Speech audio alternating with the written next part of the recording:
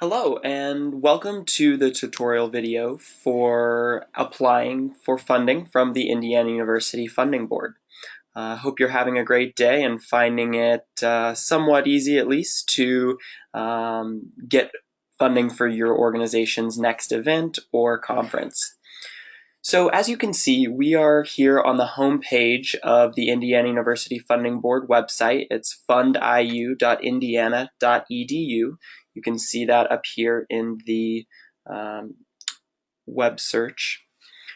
So when you're coming to apply for funding, you're going to want to click on the Funding tab here and go to the funding application.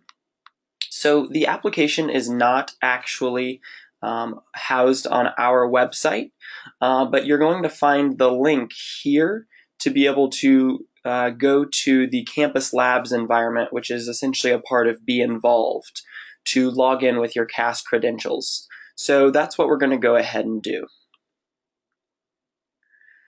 So you are going to log in.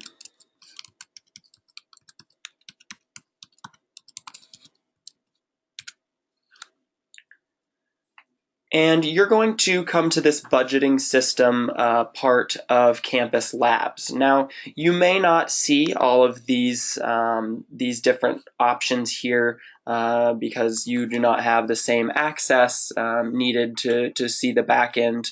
However, you should see a My Budget Requests tab. You're going to want to click there. Next, you'll see any requests that you've already made in the past for your organizations. But to create a new request, you're going to click right here on the Create Request button. And you should be on the For Organizations tab. We only allow funding for organizations, so you should be on that tab. And then you're going to see three different options. You're going to have a conference or trip option, an event funding option, and a late night event funding option.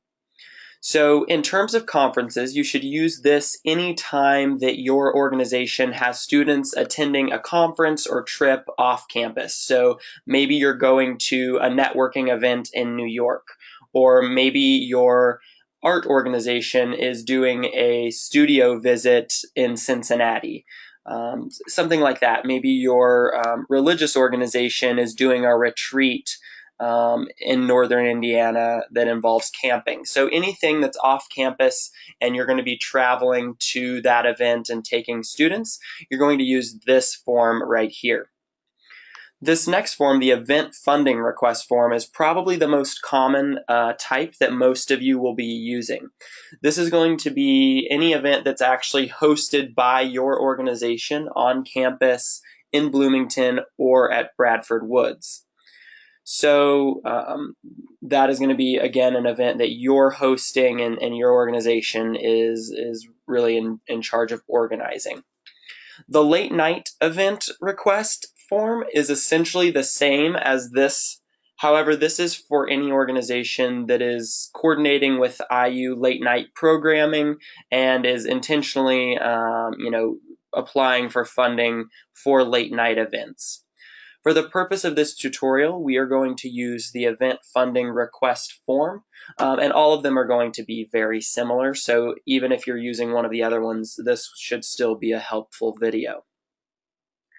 So you'll go ahead and click Event Budget to start the application. In this request owner field, you're going to see all of the organizations in which you are a member of. So you're going to want to choose the organization that you are applying for funding for. And then in the request title, this is going to be the name of your event. In this case, we are going to use sample event. In the description field, just please give a brief 2 to 3 sentence description of your event. For the purpose of this, I'm just going to say, this is the sample event description.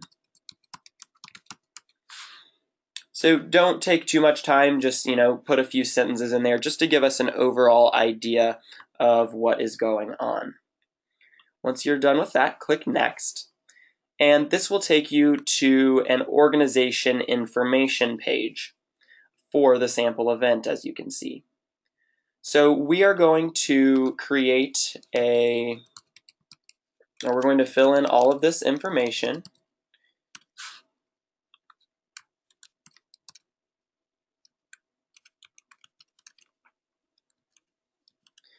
And it's very important that you make sure all of this information is accurate, because it will we will be using these emails and phone numbers in the case of any questions that we need to ask or any communications. If you do not have an SOA account number, that is not necessarily required. Just enter a 0 so that we know that you don't have an SOA number, and the check can then be written to your organization name. Just keep in mind that it will not be able to go to a specific student. It will be written to the organization. In this, please just put a description of your actual organization, not necessarily the event, but the organization's purpose.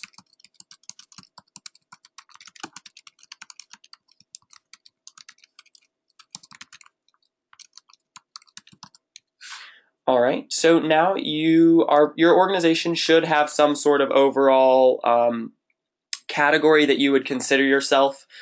So there should be something here that you are involved with somehow. So let's just say for this instance, we are an academic and professional organization.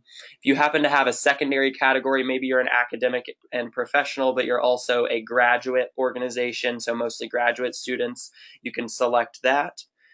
And then you should select any department or school that your organization is a part of. So maybe as a professional organization within the global and international studies. And if you select other, you can enter that on your own there.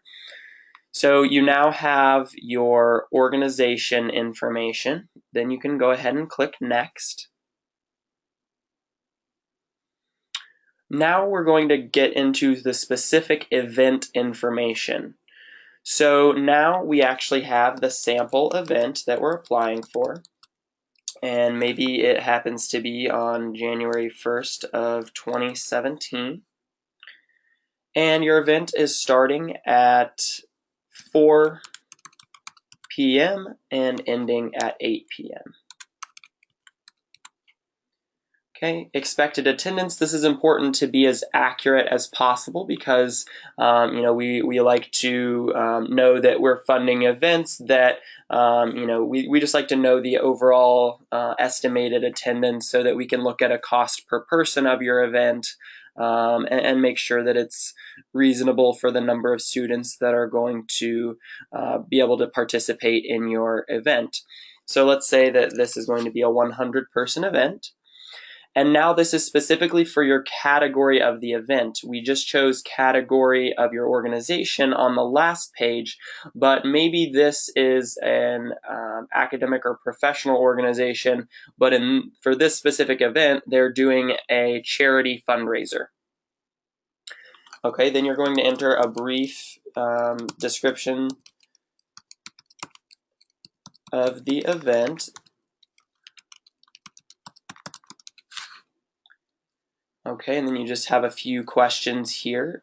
Just keep in mind that these 3 questions affect the overall percentage of your total budget that IU Funding Board is capable of granting money to. So please answer these very accurately because those go into, taking into account the percentage of the budget that we are able to fund.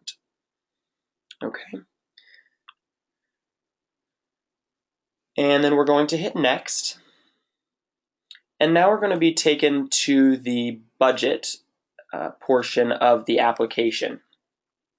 So as you can see here, this is what the budget looks like for our sample event. Right now, we have a requested total of $0 because we have not actually entered anything. So in this budget, we actually ask, this is a change from the past funding board system, but we now ask that you enter any other sources of revenue that you have for this specific event.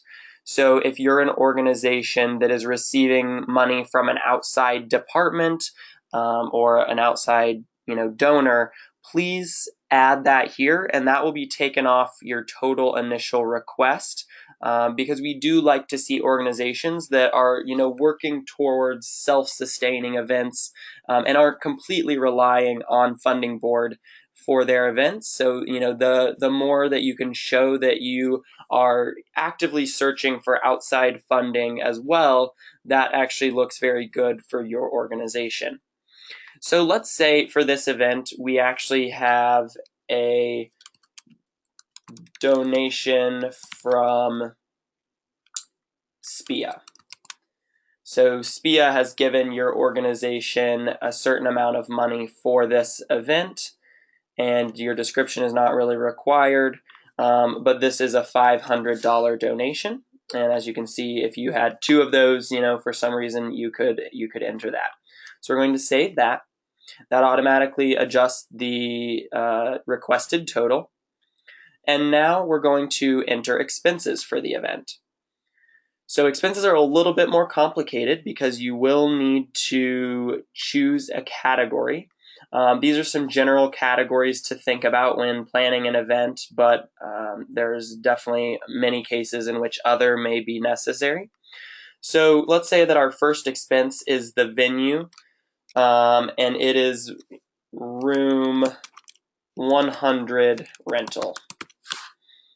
And again, description is not necessary. Maybe you're renting 3 hours for $50 per hour. Okay, and then our next item is we are hosting, this charity event, and we're going to have food. So let's say that we are getting Chipotle catering.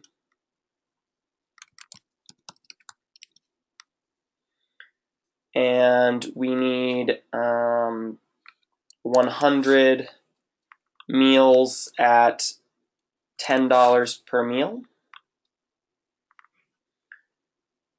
And maybe we have some marketing expenses for this event, and it is going to be